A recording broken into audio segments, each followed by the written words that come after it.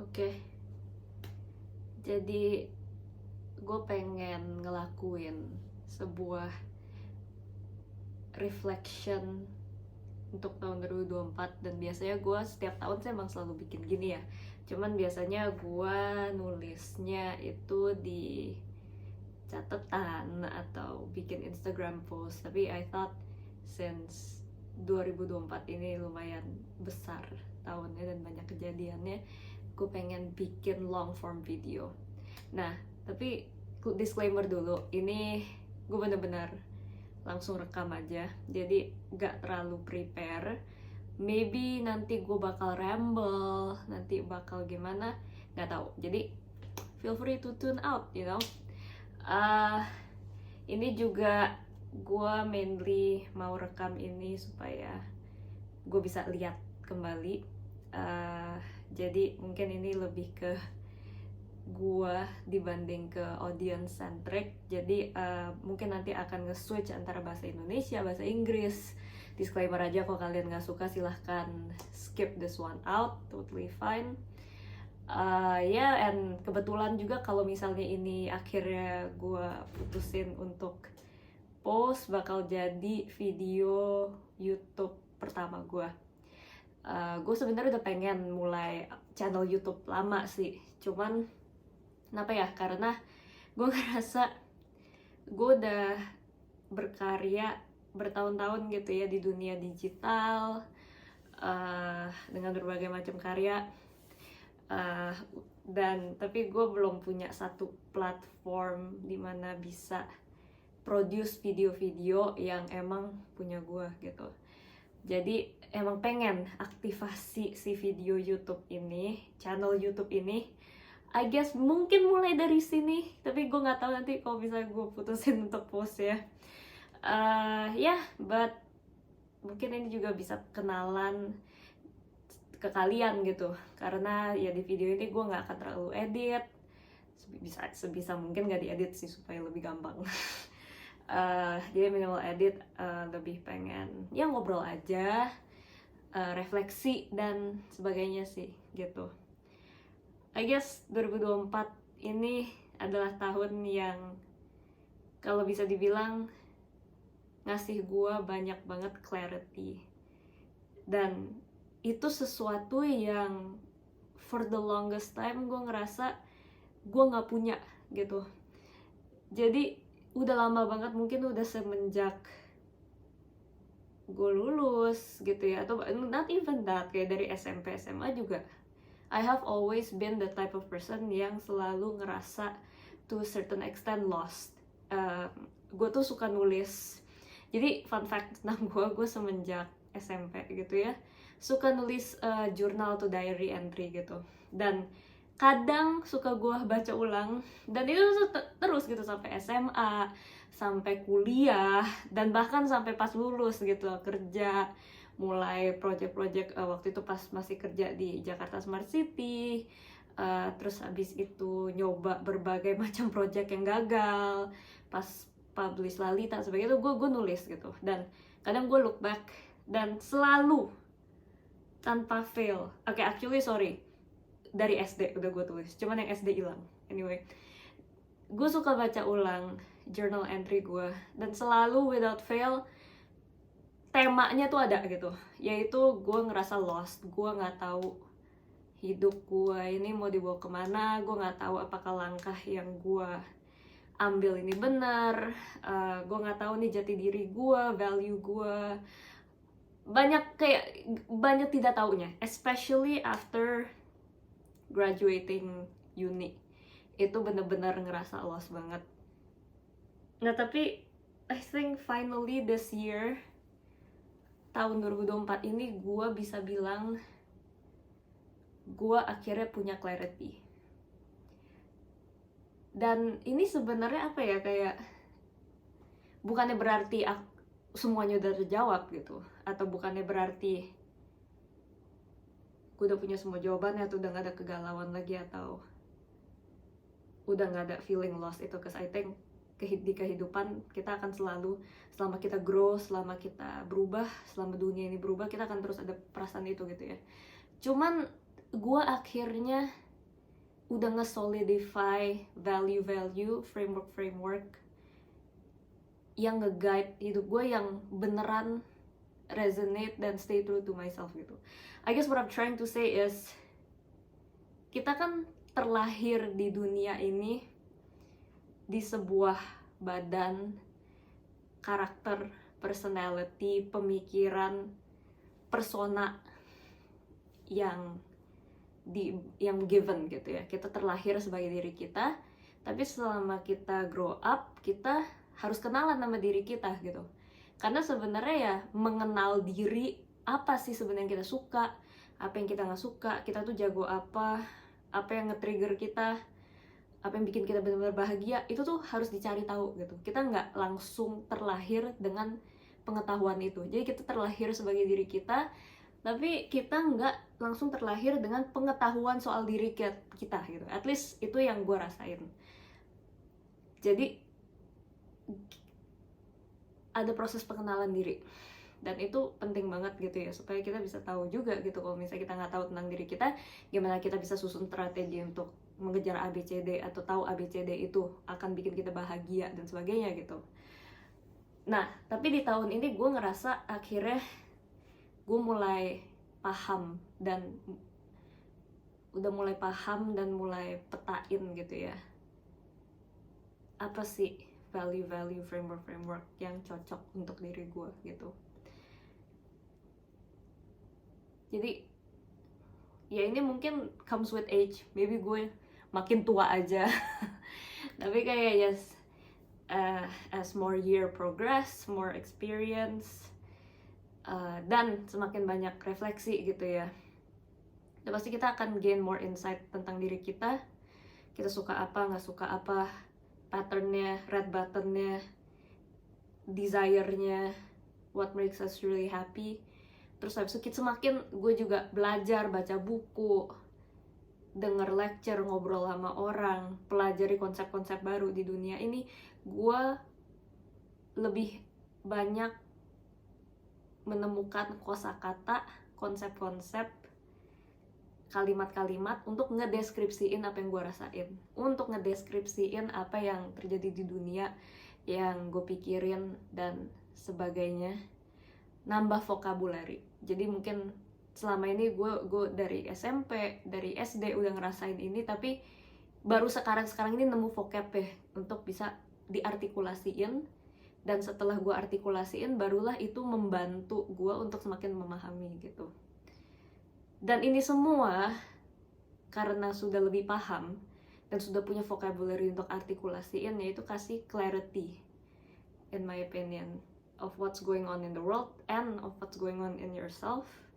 Dan dari clarity ini bisa set up clear boundaries, red lines, North Star ya gue gitu. Dan ini apa ya, menurut gue sangat berharga, karena clarity ini, pengetahuan ini, itu tuh nggak bisa diajarin dan nggak bisa dibeli. You need to earn it. And how do you earn it? It's through hardships and a lot of really difficult situation. Lewat masalah-masalah dan kejadian-kejadian yang sangat-sangat menyakitkan atau nggak menyenangkan, tapi yang habis itu kita refleksiin gitu.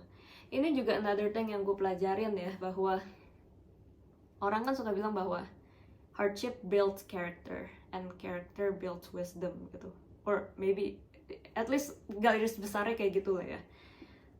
Jadi kesulitan atau malapetaka atau kesulitan di hidup membuahkan karakter, dan karakter ini membuahkan kebijaksanaan, wisdom, and maybe after that ada clarity juga gitu. Tapi kayak I would add to that, saya menurut gue itu nggak cukup bahwa hardship doang itu nggak selalu build karakter yang bagus. Hardship atau masalah atau hal-hal yang menyakitkan doang yang terjadi di hidup nggak selalu bikin seseorang jadi seseorang yang lebih wise, yang lebih bijaksana, yang lebih punya clarity tentang hidup ya. Seringkali itu bikin orang jadi trauma dan bitter aja gitu. Tapi yang dari pengalaman gue yang sangat limited di dunia ini, gue sadar bahwa hardship itu bisa jadi clarity and wisdom ketika kita tambah reflection, ketika kita bisa menerima itu pertama menerima realita bahwa itu terjadi. Abis itu kita reflect, kita berefleksi gitu, kenapa ini terjadi, gue salahnya di mana, gue menerima itu, apa yang bisa gue improve, berdamai dengan keadaan itu, berdamai dengan diri bahwa emang kita nggak sempurna. Dari situ baru bisa tumbuh wisdom, karena kita pun memetik pelajaran dari kesakitan itu gitu. Jadi kalau misalnya sekarang sih gue sangat berterima kasih untuk semua kejadian-kejadian menyakitkan yang terjadi, karena gue nggak akan jadi gue yang sekarang tanpa hal-hal itu. Dan gue berterima kasih banget karena bukannya jatuh ke jurang sinisisme, gue bisa dapat pelajaran malah gitu. Dan yang sekarang ngasih gue peace of mind karena gue ngerasa gue udah lebih ada clarity. Dan jadi mungkin itu hiburan gitu ya, untuk at least sekarang gue kalau lagi ngalamin sesuatu yang sangat menyakitkan, atau yang dimana especially 2024 nih ada banyak banget yang benar-benar challenging ya, hardship. Satu hal yang menghibur gue itu adalah gue bakal tambah clear, gue bakal gain clarity, gue akan gain wisdom dari sini di mungkin 2-3 bulan ke depan. Karena nggak ada, gue perhatiin gue nggak pernah tumbuh secara karakter jadi lebih wise, gain more clarity dan fokus di life tanpa ada mengalami challenges di hidup itu gitu. Nah ini juga I guess brings to another topic, yaitu atau another lesson maksudnya. Jadi realistis tuh penting banget. Jadi gue mungkin ini kata yang sangat ambigu gitu. Gue dulu adalah seseorang yang sangat idealis dalam definisi, maksudnya gue punya pemikiran gue nggak peduli dan belum paham realita itu seperti apa, kebutuhan ya realita. Dan gue kayak ini harusnya begini gitu, ini harusnya begini gitu. Dan ketika gue setelah itu inevitably pasti diperhadapkan dengan kejadian-kejadian yang sangat-sangat bertentangan dan nge-challenge dunia ideal gue, itu tuh gue jadi sangat rapuh dan gampang banget sakit hati, gak nerima, bitter, sinis, nyalahin keadaan, nyalahin negara, nyalahin sistem, nyalahin semuanya, nyalahin semua orang gitu. Nyalahin diri gue gitu. Jadi nggak nice lah gitu. Ya itu dulu gue pikir itu nggak apa-apa gitu, karena emang kita sebagai seseorang harus punya idealisme, harus memperjuangkan idealisme, harus memperjuangkan nilai-nilai yang kita anggap benar. Tapi itu sangat salah, dan itu adalah pemikiran yang sangat bahaya gitu ya menurut gue. Karena kita bisa salah, dan kadangkala yang berbicara itu bukan idealisme, tapi immaturity aja, bahwa kita nggak mau nerima kenyataan yang pahit dan nggak mau grow up gitu. Bukan kita, gue at least, ini pengalaman gue. Nah karena itu jadinya sangatlah penting untuk kita jadi seseorang yang realis, in the sense kita harus bisa ngelihat realita sebagaimana realita itu, dan kita harus bisa menerima. Dan ini mungkin ini tricky, dan menerima realita itu tuh bukan sama dengan kita menyerah atau pasrah, karena menurut gue itu adalah gak boleh banget juga gitu. Jadi realis, menerima realita sebagaimana itu tuh adalah ya kita bisa assess keadaan, kita lihat sebagaimana itu, supaya kita bisa diagnosis permasalahan dan lihat peta jalannya tuh akurat gitu. Jadi kayak misalnya contohnya negara inilah gitu, kayak yang kayak sangat-sangat tidak sempurna gitu ya. Kita harus bisa melihat keadaan negara ini sebagaimana negara ini aja. Jadi udah realis aja gitu bahwa kenyataannya emang kita tinggal di negara yang seperti ini. Nah, lalu menerima itu apa sih maksudnya? Ini mungkin berhubungan sama ada pepatah, bukan pepatah sih, saying yang terkenal gitu kan, yang bilang bahwa help me to change what I cannot accept and help me to accept what I cannot change.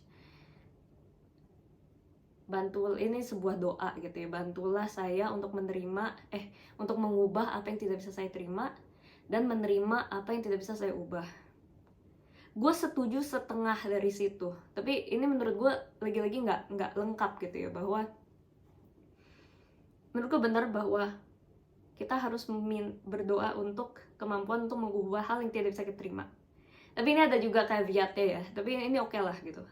Tapi menerima sesuatu yang kita tidak bisa ubah, itu menurut aku ada unsur pasrah yang aku nggak suka, dan itu nggak enough gitu. Menurut aku kalau misalnya aku bisa ubah, itu help me to navigate around and adapt to things that I cannot change. Jadi kita bukannya menerima, tapi kita harus bisa navigasi, atur strategi around that, dan habis itu adaptasi dengan itu gitu. Menurut aku ini adalah konsep menerima realita dan menjadi realis gitu, bahwa kita acknowledge bahwa realitanya kayak gini, ada masalah-masalah kayak gini yang sangat-sangat besar, struktural, yang kita nggak bisa apa-apain. Dan ini mungkin nggak ngomongin cuma soal negara gitu ya, ini banyak banget gitu, misalnya tentang kehidupan pribadi dan sebagainya. Ya udah, kita terima itu, emang kenyataannya kayak gini dulu nih. Jangan jadi resentful, jadi bitter tentang itu.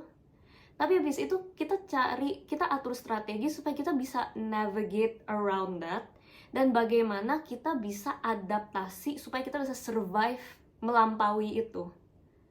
Jadi kita nggak bisa ubah ini masalah, tapi kita bisa atur strategi around it gitu.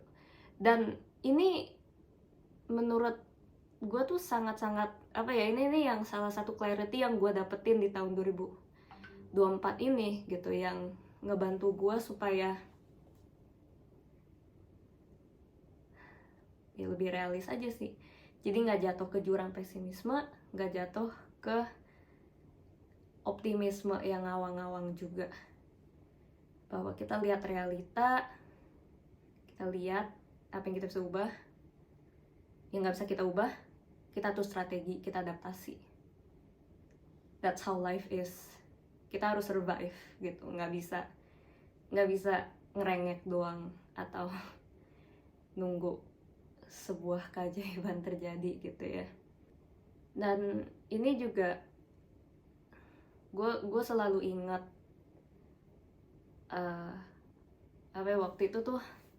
waktu itu di uni gitu ya, ada salah satu profesor gue yang gue lupa ngomong tentang apa, cuman mungkin gue yakin banget konteksnya tentang komunitas gitu ya. Cuman kayak dia bilang tuh ada komunitas yang, atau orang-orang yang within your sphere of influence, yang bisa lu influence, ada yang outside of your sphere of influence, atau yang di luar yang lu bisa influence. Mungkin your sphere of influence itu sebatas keluarga, tapi misalnya stranger atau orang-orang colleague itu tuh outside of your sphere of influence apa gitu. Tapi I really like the concept of sphere of influence itu gitu. Dan menurut gue ini satu paket sama tadi ya, jadi realis. Kita juga harus realistis tentang sphere of influence kita, yang dimana apa sih yang bisa kita kontrol dan apa yang nggak bisa kita kontrol, apa yang bisa kita influence, apa yang nggak bisa kita influence gitu. Dan satu hal yang udah definitely, absolutely outside of our sphere of influence itu result, hasil. mau sesimpel apa gue mau bikin video ini terus pengen ada 1K gitu yang nonton misalnya, atau itu kan di luar sphere of influence gue gitu, gue nggak bisa itu. Tapi apa yang di dalam sphere of influence gue, apa yang ada di dalam kontrol gue, yaitu effort yang gue bisa berikan, strategi yang bisa gue atur gitu kan, usaha. Nah dengan kita sadar ini tuh, ya udah kita maksimalin yang di dalam sphere of influence kita aja, within our control. Abis itu udah kita have peace of mind tentang resultnya atau hasilnya apa gitu. Dan ini menurut gue yang gimana kita bisa jadi realis tuh tanpa jadi bitter gitu ya, yang dimana misalnya kita ngadepin sesuatu yang aduh ini kok kayak begini banget, gue nggak tahan nih, nggak bisa kayak gini misalnya, kayak gitu ya. Terus kita coba berusaha nge-improve sesuatu tapi kayaknya nggak berubah. Mungkin ada permasalahan yang kita udah lama banget kita coba betulin, kita udah ngasih 100% tapi nggak pernah enough. Kita harus ingat aja, kita harus ingat aja gitu bahwa yang bisa kita kontrol tuh effort, hasil nggak bisa kita kontrol. Jadi selama kita udah give our best, ya udah gitu. Mau gimana hasilnya, ya kan? Tapi tentunya ini bukan artinya kayak jadi cop out dimana kayak oh ya I've done my best, ya udahlah kalau itu enggak gitu. Doing your best tuh termasuk strategi kita tepat nggak nih gitu, is it the most effective strategy or not, cara kita analisa masalahnya udah tepat belum gitu. So it's not just about doing, it's not just about the intensity of your effort, it's not about how hard you work, it's about is the direction you are going towards is the right one juga gitu ya. But yeah, again, result is outside of our sphere of influence, di luar kontrol. Jadi buat apa beat ourselves down karena result hasilnya tuh nggak sesuai? Buat apa marah-marahin diri karena hasilnya nggak sesuai? Itu di luar kontrol kita kok. Jadi itu gue belajar banget juga tahun ini. Dan gue mau fokus ke hal-hal yang gue bisa kontrol. Dan gue lebih gak terlalu mau perfeksionis tentang hasil dan sebagainya. Soalnya ya gue harus terus ngingetin diri juga gitu bahwa ya itu di luar kontrol gue kok. Yang ini salah satu pelajaran yang benar-benar gue resepin banget di 2024 itu adalah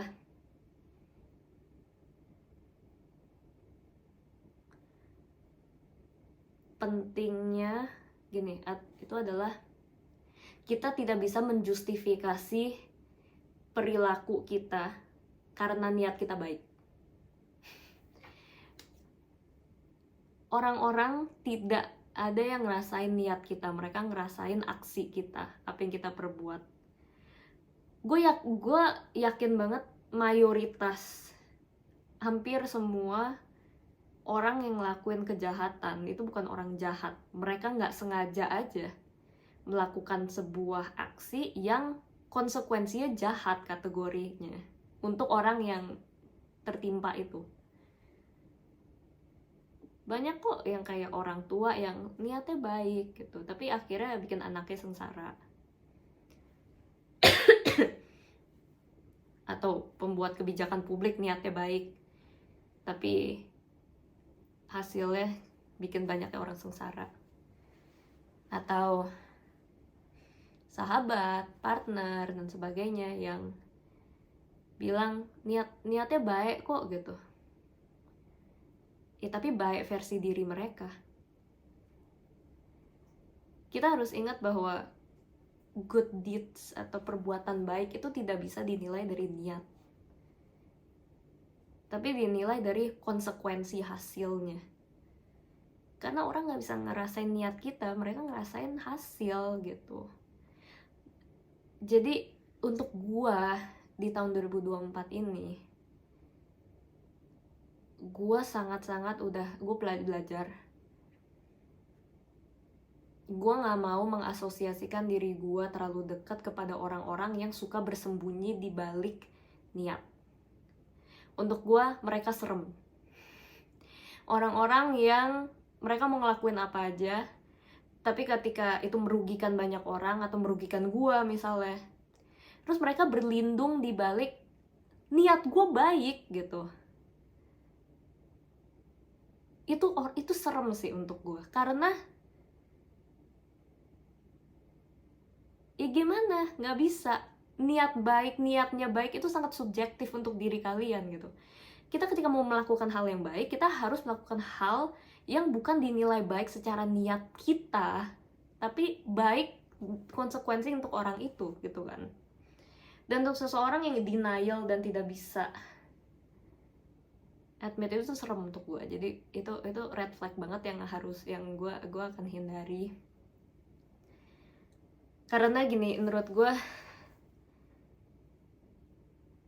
framework morality kita itu tuh harus punya komponen yang berlandaskan konsekuensi. Orang yang framework morality-nya hanya berdasarkan authority atau hanya berdasarkan tradisi atau hanya berdasarkan niat, itu susah ya. Itu justru bisa sangat-sangat rawan untuk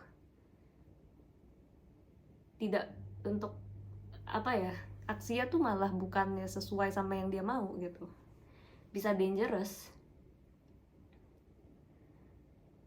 Kita harus ada komponen realitanya itu, lagi-lagi kita harus realistis gitu ya. Komponen realita yang dimana sesuatu yang baik itu tuh ketika kita mau bilang, oh ini gue melakukan sesuatu yang baik kok untuk orang itu harus dinilai orang itu beneran merasakan kebaikan apa enggak gitu, sebagai konsekuensi aksi kita. Nggak bisa cuman niat gue baik gitu. Nah itu banyak gitu, itu serem menurut gue.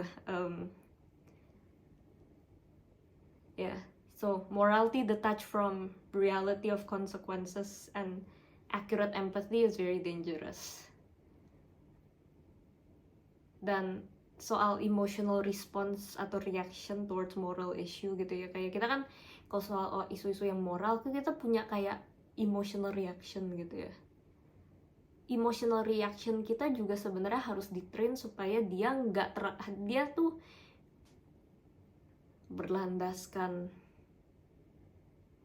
konsekuensi juga gitu. Jadi kita feel bad ketika orang ada yang tersakiti sama kita. Kita ngerasa, oh I did something good, ketika orang itu beneran merasa diberkatin oleh kita. Jangan kebalikan, sering gitu kan. Jadi I guess what I'm trying to say is framework of morality itu harus consequence focus instead of intention focus aja sih. Dan itu yang gue belajar untuk diri gue juga di 2024 ini. Dan gue belajar untuk mencari orang-orang yang seperti itu juga, dan menghindari orang-orang yang tidak seperti itu, karena itu menurut gue serem. Terus I guess ini terakhir mungkin ya, nggak tahu, dari 2024 ini. Lagi-lagi sih menurut gue, tapi dari semua itu basisnya itu dimana kita harus bangun framework value keputusan itu berdasarkan bukti dan sound argument gitu, based on evidence and sound argument. Because this way, kalau kita nge-build kerangka berpikir kita dan value kehidupan kita dari situ, itu artinya kita masih terbuka untuk itu berubah. Karena kenapa? Ya kalau semua itu didasari oleh bukti dan sound argument, ketika ada bukti baru, ini akan ikut termodifikasi dan terupdate. Ketika ada argument yang lebih masuk akal, ini akan ikut termodifikasi dan terupdate. Mindset ini nih lebih fleksibel. Ini allows us untuk adapt ke dunia yang terus berkembang ini. Dan probably in the long run, akhirnya akan lebih akurat. Karena ini terbuka untuk terus improve, terus diasah, dan terus dimodifikasi supaya lebih akurat gitu. It opens itself up for perpetual work, right? And a perpetual improvement. And I think itu penting banget. Tapi kebalikannya kalau kita base framework value, habis itu belief hanya karena authority, intuisi, niat, tradisi, emotional appeal, itu susah untuk diubah gitu kadang. Karena ya at least untuk gua pribadi, gua rada sulit untuk bisa berhubungan dekat dengan orang-orang yang seperti itu. Karena ketika kita punya disagreement, ketika kita ada gak yang cocok, ketika ada sesuatu yang tidak sesuai, sebentar, gue benerin lampu dulu. Ya kalau nggak sesuai dan sebagainya susah gitu loh, nggak bisa di argue, nggak bisa diajak diskusi ya, karena basisnya bukan diskusi gitu, basisnya bukan bukti, basisnya bukan argumen. Oh sama mungkin satu terakhir banget, gue sadar banget bahwa resources, yaitu waktu, effort, fokus, dan uang gue itu sangat terbatas. It's so finite. Jadi harus sangat intentional dan protektif ya bagaimana gue spend it. Gak bisa go with the flow doang, harus atur prioritas.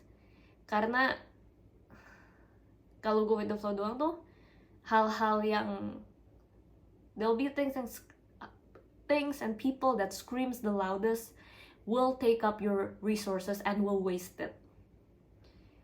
Because usually the good ones won't demand for your attention, and usually the malicious ones are the one who will demand for your attention.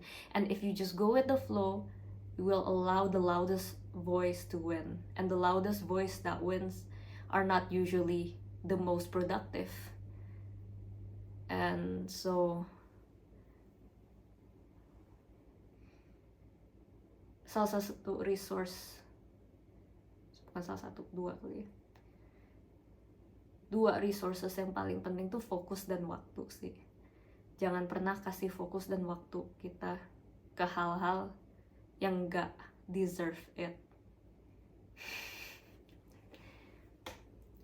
Ya, 2024 itu jadi ya untuk gue udah lebih punya clarity, gue udah lebih punya boundaries, dan gue udah lebih tahu apa yang gue mau kejar. Gue udah bisa menerima realita. Gue udah lebih paham apa itu artinya menerima realita, bagaimana supaya gak jatuh ke jurang pesimisme, dan bagaimana bisa nge-harness hardship untuk malah jadi wisdom gitu. Dan sangat-sangat penting untuk jadi orang yang hidup di kenyataan konsekuensi, bukan berlindung di balik niat. Oke, Happy New Year. Kalau kalian ada yang nonton, thank you. Semoga omongan rambling ini make sense. And mungkin gue bakal bikin lagi, nggak tahu di channel ini, tapi thank you. Gue ngerasa gue pengen kenalan ulang sama kalian, dan pengen kalian juga kenal sisi gue yang lebih unedited.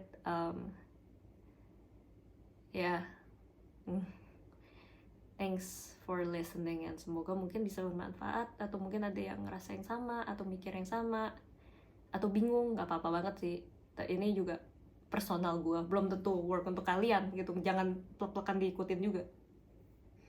But ya, see you 2025.